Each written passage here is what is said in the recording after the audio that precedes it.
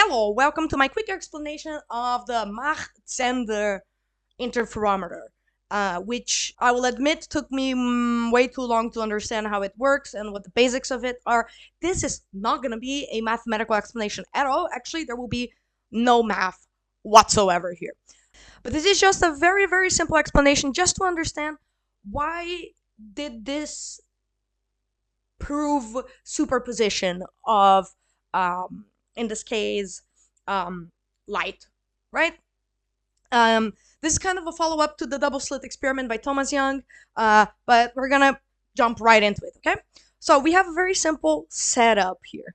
We have a light source, right, where it's gonna emit our beams of light, or light beams. We have a beam splitter, which will do as the name suggests and split the beam into two. 50% of it will pass through it and get to this mirror, and 50% of it will be redirected to this side, bump into this mirror, and they're both gonna reconvene here at this other beam splitter, where they will, as you guessed it, be split again into two. And then they're gonna both end up at a detector. Okay? Detector 1 and 2.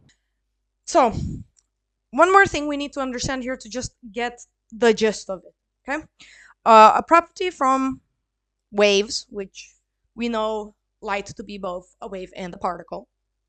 Wavicle, I think. I just heard this from Neil deGrasse Tyson today, and I thought it's kind of funny, wavicle. So, I made here a little very rudimentary drawing, okay, of a very beautiful wave. Now, there's something called a phase shift, and a phase shift is when basically this wave moves a little bit to this side or a little bit to that side, right? Like I did here. See, instead of it being the crest here, the crest is here now. Haha! It just shifted a little bit to the side. Could also be shifted a little bit to that side and whatever, right? Just so this is a phase shift. It's when it basically moves a little bit, okay? Just very simple understanding of it. So, we're gonna get here a little arrows that are gonna represent the phase shifts, okay? And we'll start with down, just because. And so this is a beam of light that's coming out of here, right? This is the phase that they are. The beam that passes through here and just keeps going straight won't have its phase shift. So it's gonna remain down. This one, since it gets here and it's redirected, because this one passes through and this one is reflected here, it will change its phase shift to up. Once it hits the mirror, guess what's gonna happen? You got it.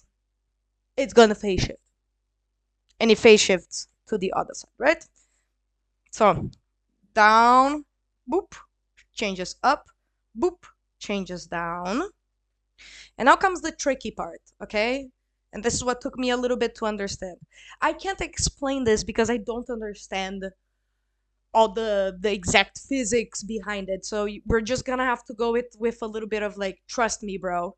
And if you want to understand this, there are many great sources for you to understand how this actually works. But because of the properties of what the beam splitter is made out of, which is a glass and a reflective surface, or some kind of reflective surface, the act of the light coming from here and then bouncing this way, because it enters from air through glass and then gets reflected, it doesn't change the phase shift. Again, I can't explain better than this. I can't tell you exactly why and how it works, but trust me, bro. So, this bounces and comes this way, correct? And the other part of this one that was coming this way will go through the beam splitter and won't phase shift. So they'll both end up like this. Now, let's follow the other path. So I'll go back even. Starts here. Let me get both of them already. Perfect. Starts here. And then we know this is the one that's gonna go through the lower path, so it passes. It hits the mirror, gets reflected, phase shift. It's like a Power Ranger, phase shift. Um, and then when he gets up here, as we know, the one that passes through straight doesn't phase shift, so it's gonna be up. And the one that's gonna go boom, boom, it's gonna phase shift.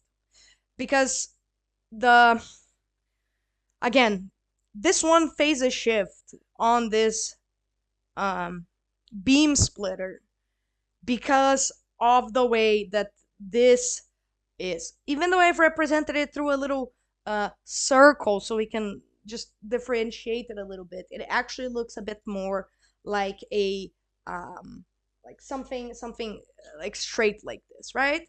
In which, let's say, here in the front, in this part, is glass, and here is the reflective material, right? So picture this as the beam splitter. So if this is coming here, the beam's coming through this way, and it passes through glass first and then reflects, it doesn't phase shift.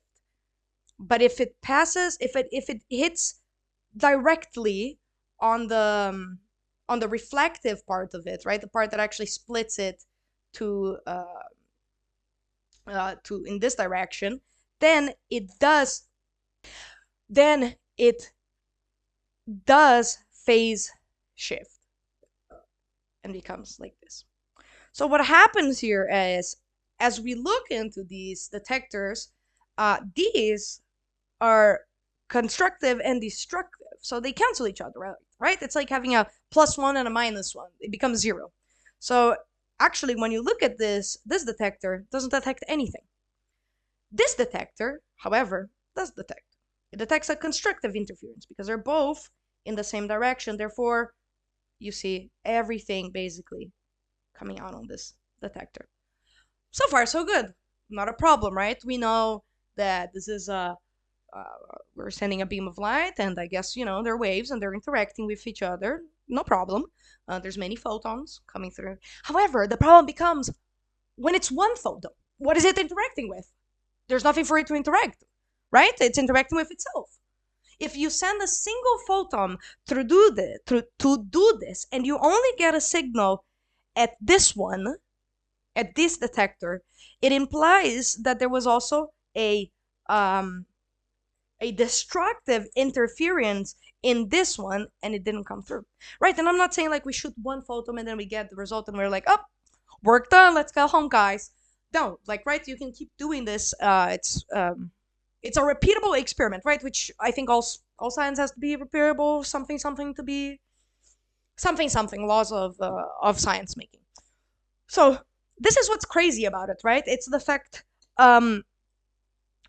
that a photon will seem to interact with itself, and that's what suggests then that this photon isn't taking the lower path, isn't taking the upper path.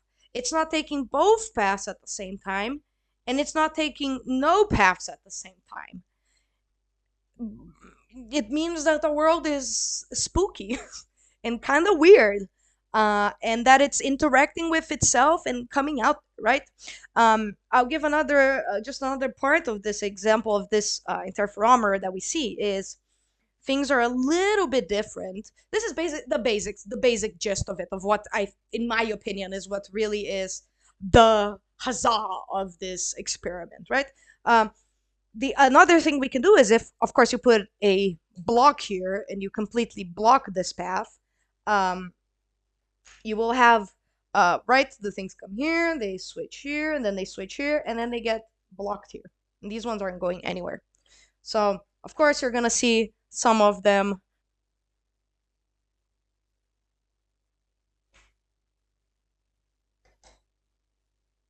Sorry, I had to think a little bit.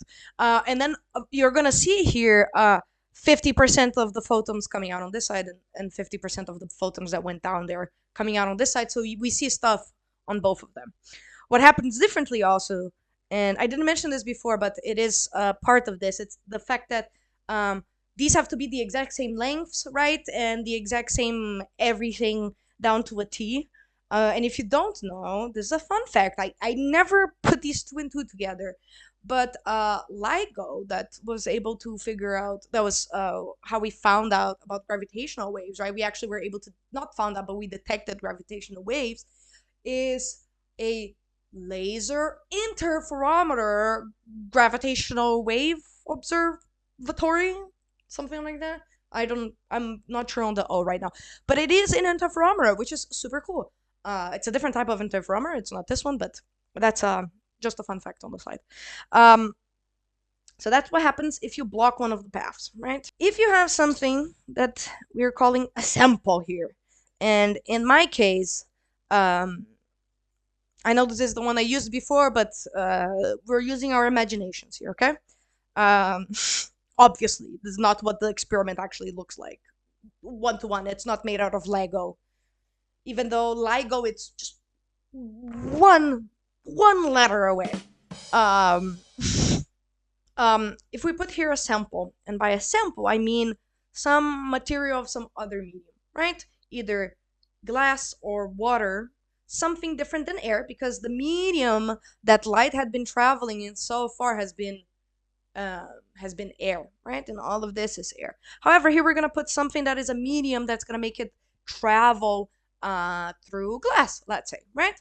So because it travels through glass, it's gonna affect the phase shift a little bit differently, which is gonna mean that both of these arms are not gonna arrive at the exact same time at these detectors, which means that they won't end up creating that constructive and destructive pattern on them. So in this case, we also measures some results on this one and on this one.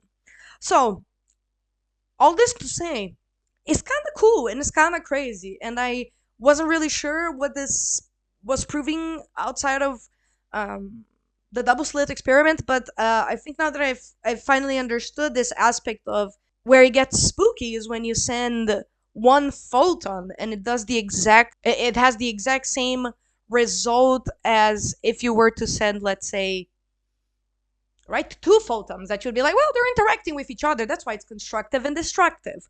But it's just one photon. What did it interact with, right? And that's it. That's the Mach-Zehnder experiment, developed in 1891 by, I believe, Mach, and then Zehnder in 1892, updated a little bit or changed it out a little bit. If you want to know more about this, I will link some smarter than me people who can explain the math and the more shibbity bang things on it. And that's it. I hope that this is able to help someone. Because I think I would have appreciated something like this to figure out. Oh, and I'll put a shout out to, or down, a website where I actually found someone who was explaining this experiment also in a way that didn't involve the math, and it was a bit more much more palpable. And I, yeah, huzzah.